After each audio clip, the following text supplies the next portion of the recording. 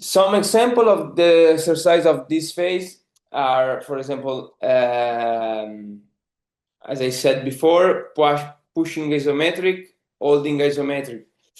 For example, the pushing isometric, we have different variables as the percentage of maximal voluntary contraction, contraction time, intent. We can ask the player to go 100%, or we can ask to go softly 50%. So the same exercise could be good for the first week or maybe for the 6th week with different variables.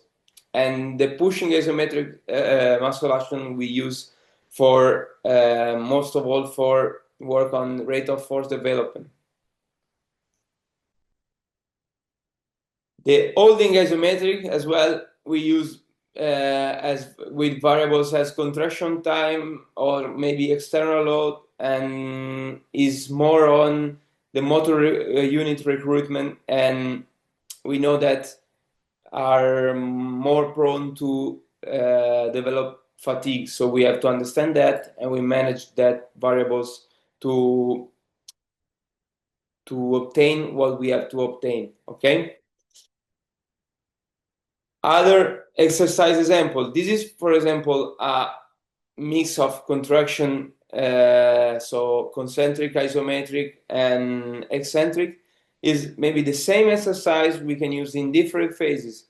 You see, same exercise, same ROM, but the completely different stress. So that could be a progression in our strength and conditioning subphase.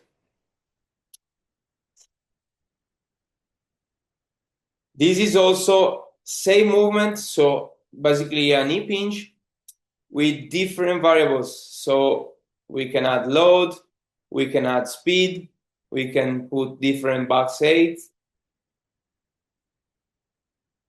And as well, this could be the same movement, same idea of movement with different variables. We can use with slow eccentric, we can put more stress in the proximal area, or we can add speed and increase the stress and